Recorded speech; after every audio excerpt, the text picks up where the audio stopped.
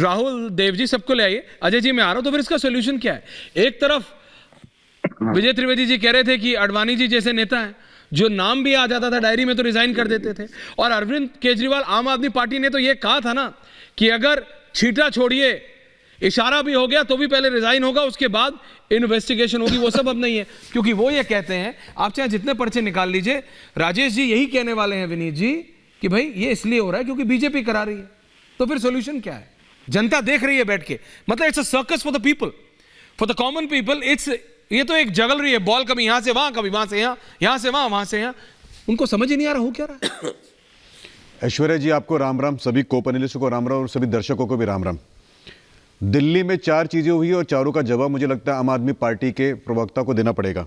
मधुशाला का घोटाला, पाठशाला का घोटाला, यमुना का घोटाला और डीटीसी का घोटाला। यानी एक जगह तो उनके खुद के जो खासम खास रहे हैं, उन्होंने स्टेटमेंट दिया है पार्टी के खिलाफ। अगर मनीष सिसोदिया जी का नाम नहीं होता, उसमें अगर कुछ तथ्य नहीं होता, तो कोर्ट उनको बार बार बेल क्यों डिनाई करता? संजय सिंह जी भी तो बेल मांग रहे थे। यानी उनका ये कहना है कि भारतीय जनता पार्टी जो है वो ईडी भी चला रही है और कोर्ट भी चला रही है जी। जनता बेवकूफ़ नहीं साहब, जनता को सब कुछ दिखता है, कोर्ट जो है न्याय करता है। मुझे लगता है जस्टिस सिस्टम अभी भी इंडिया में खड़ा है। आप केवल इस बात को बताएं कि कितना पैसा आपको मिला था।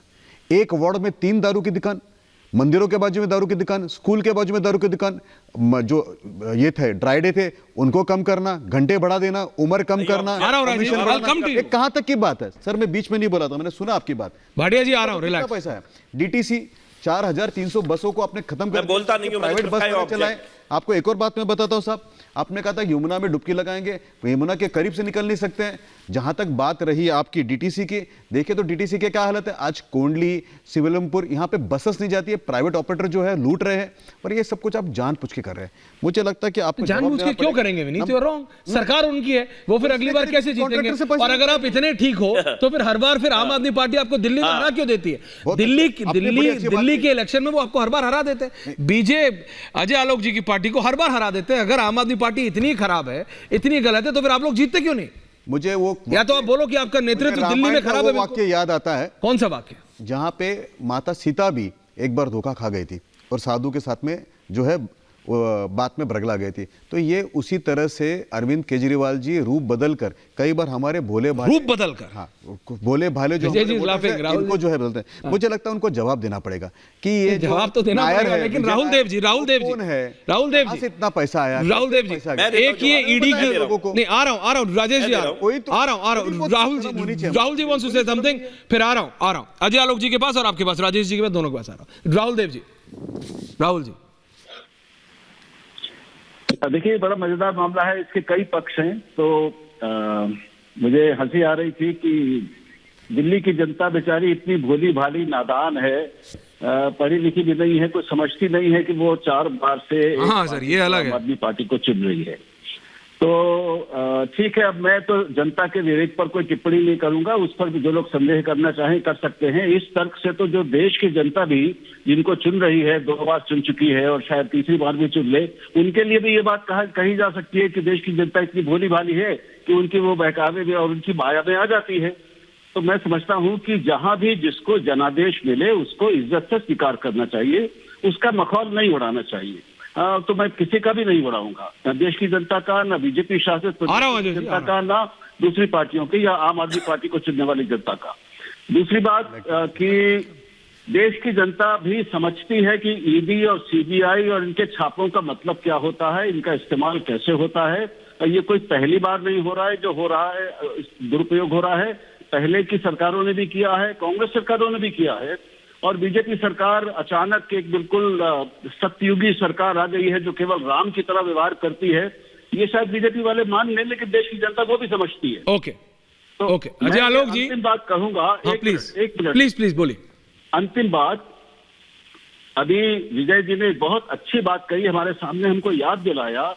अडवाणी जी इस देश के दुर्लभ राजनीतिज्ञों में से इसलिए हैं क्योंकि उन्होंने हवाला घोटाले में नाम आने पर बिना किसी के पूछे या कहे उन्होंने अपनी अंतःकरण की, अंतरात्मा की आवाज पर अपने को अलग कर लिया था राजनीति से। मैं यहां पर गांधी की भी याद दिलाऊंगा मैं समझता हूं कि अरविंद केजरीवाल अगर थोड़े अपनी दीर्घावधि की लॉन्ग टर्म राजनीति को ध्यान में रखें और जनता के सामने एक नैतिक उदाहरण पेश करना चाहें तो उन्हें समन का आदर करना चाहिए, उनको जाना चाहिए, जवाब देने चाहिए और गिरफ्तार अगर होते हो तो हो जाना चाहिए।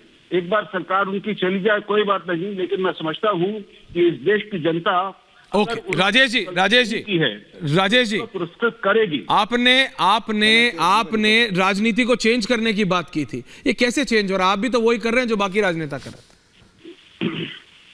राजेश जी, भाटिया जी आ रहा हूं उसके बाद। देखिए, मैं एक बात आपको कहना चाहूंगा, प्लीज बताइए। राहुल देव जी और विजय जी को मैं बचपन से सुनता हुआ आ रहा हूं जी, और मुझे लगता है कि उन्होंने अपनी एक राय रखी है और पार्टी ने भी सुनी होगी और मैं भी इस बात को आगे जरूर बढ़ा दूंगा, उसमें कोई दिक्कत नहीं। और जितनी शालीनता से रखी है, मुझे लगता है ये चीजें सीखनी चाहिए। बड़ा अजीब लगता है मुझे भी गोयनका जी जब बोल रहे थे, बिल्कुल भी नहीं लगता तटस्थ है, थोड़ी कोशिश तो कीजिए। आपने कहा एक वार्ड में 3 शराब की दुकान, आपको पता होना चाहिए कि दिल्ली में ऑलरेडी जितनी शराब की दुकानें थी उतनी ही रहेंगी। दुकान अपने ये जरूर है कि मेरे पास लिस्ट है, एक एक करके 7-8 लिस्ट है मेरे पास। एक एक करके उन्होंने आपके बीच में नहीं बोला। हाँ गोयनका जी, मैं आपको एक बात कहता, सुनिए गोयनका जी, एक मिनट। मैं 2 बार का विधायक हूं, आप मेरे यहाँ पे आइए, आपका स्वागत है, पूरा सम्मान करूंगा एक हिंदू संस्कृति के साथ में। आपको घुमाऊंगा, दिखाऊंगा, आपको सारी चीजें दिखाऊंगा कि स्कूल घोटाला, ये डीटीसी की कितनी बसें मेरे यहाँ चलती हैं, स्कूल कैसे बने हुए हैं। आप मेरे बड़े भाई हैं और बिल्कुल आइए, मैं आपको दिखाना चाहूंगा और आप देखिएगा जरूर। जो आप बातें आपने कही कितनी सच्चा, कितने मोहल्ला क्लिनिक है, कैसे चलते हैं, एक हॉस्पिटल भी है, और मैं आपको गारंटी देता हूं आपको अच्छा लगेगा। ठीक है, राजनीति अलग चीजें होती है। और मुझे बड़ा जी, इतने आरोप तो भाई डॉक्टर आलोक भाई ने नहीं लगाए हमारी पार्टी के ऊपर जो आप लगा रहे हैं। आलोक भाई ने कहा कि कोर्ट हमें बेल क्यों नहीं देती। अजय आलोक राजेश जी, आपको पता होना चाहिए कि 2019 के अंदर पीएमएलए एक्ट के अंदर जो बदलाव करे गए, उसके बाद में बेल लगभग नामुमकिन है। पहले होता था, पहले जो केस था कि आप आरोप लगा रहे हैं तो आप सिद्ध कीजिए।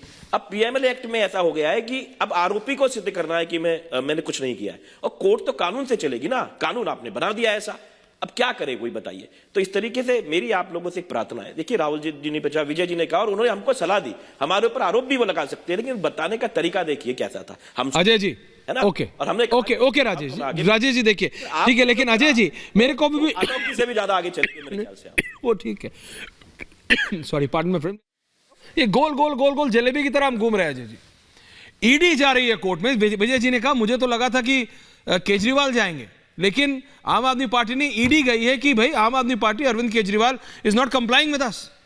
ये हो क्या रहा है मेरे को समझ नहीं आ रहा, इसका सॉल्यूशन कहां निकलेगा? जनरल इलेक्शंस आएंगे, जनरल इलेक्शन चले जाएंगे, लेकिन आप करप्शन को कैसे रोकेंगे? अगर आप एजेंसीज पे ही सवाल खड़ा करेंगे तो होगा क्या? देखिए, मैं 3 बातें कहूंगा ऐश्वर्या।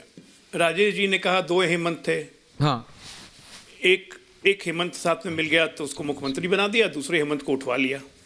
तो मैं कहता हूं कि चलिए